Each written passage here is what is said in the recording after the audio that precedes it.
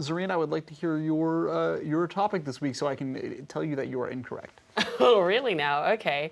So the topic I brought to the table this week, we're starting to see more and more pro teams get involved with tournament structures, such as becoming co-owners of a league. So I wanted to use ECS as an example. They recently revealed that teams who are co-owners become members of the league and act as shareholders, but they can also nominate people that they want to the governing committee.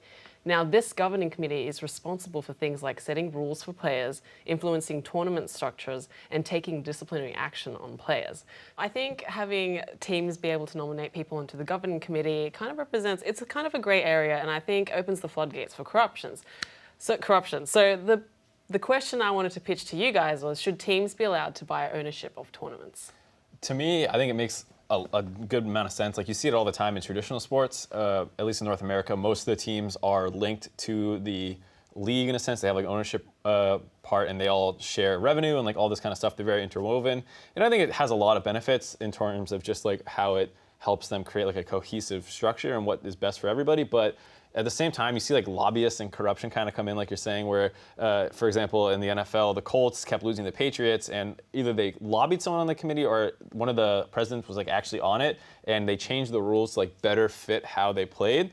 And so like I think you would see a lot of stuff like that, but that's kind of how the scene, like maybe I'm just really pessimistic, but I think that's kind of how things go. Like as more money enters, there's more reason to actually like be corrupt and try and influence people to like help yourself. It's not really even corruption, it's just like suiting your needs, I think. So I think it's good that they're allowed in, but you have to understand that like this kind of stuff kind of comes with that territory. Yeah, and there's a lot of forever, esports have been at the whim of whoever's organizing the tournaments, right? Mm-hmm. And it's come with a lot of problems, whether it's the like a third-party organizer or the developer organizing. And you see stuff like Valve banning coaches from CS:GO without any sort of team input. And so on that end, yeah, you can see teams saying like, hey, no, that's not really how this game should be played. That's not really how we want things to be run. So on that end, I think this is a really good thing to at least experiment with. Mm-hmm. I'm not convinced that it's going to be a permanent fix for some of the problems that these esports tournaments have, but I think that having it as an option, having it as a way for teams to experiment and organizers to experiment, I think it's worth a shot. I mean, like, this is one of those situations where esports is so young that there's still time for us to figure this stuff out. Yeah, I think like everyone's looking at leagues like the league model for sports, right? Overwatch is starting a league, and Zorine and I kind of talked about this a little bit. And yeah, it kind of harkens to like traditional sports with the idea of you've got these teams that are part of a league. I think the big issue for me here is when we talk about who's governing everything, I'm not sure I like the idea of a team appointing someone to sort of this council for this league. It really should be someone outside, I guess, the structure of these teams to kind of help govern this league.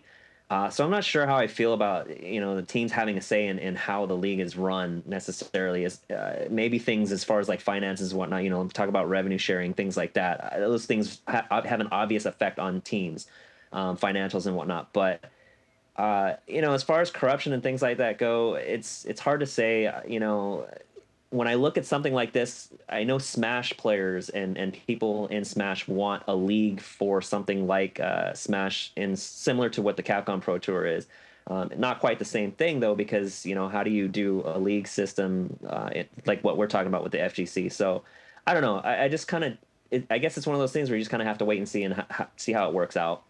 I mean, I personally feel like teams should have some say in like the rules committee, because otherwise, like, yeah, I think, no offense to like the governing bodies and things like that, but sometimes they do things that you're just like, what are they thinking? But they just don't have a team's perspective there. So like when they come up with these decisions, it's like, whatever. And I helped come up with some rules for like the NACS where like I wanted to have a challenger sister team where I could swap players between freely. And at the time, there were no rules that allowed that to happen. And so I, talked to Riot and I influenced them, and we came up with a system that like allowed for borrowing in a sense. Sure. And like I think it had some fringe cases that kind of got abused a little bit that I think we didn't Here and foresee. there. Yeah, some of the players got subbed in a lot. But I think like the idea that like I can go to a Riot and say this would really help my team, and it's like not unfair in a sense, and I think it opens up a lot of possibilities. I think having team representatives in a more formal capacity than like, hey, Riot, I have an idea, could be good. And I think, assuming in CS:GO, Overwatch, these teams start having a lot of money put in the league too, where they have actual like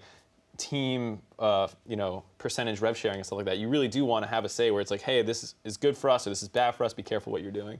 And I think it comes down to how much do we trust the teams in order to act in the league's, the viewer and their players' best interests. Do we? Do we trust the teams?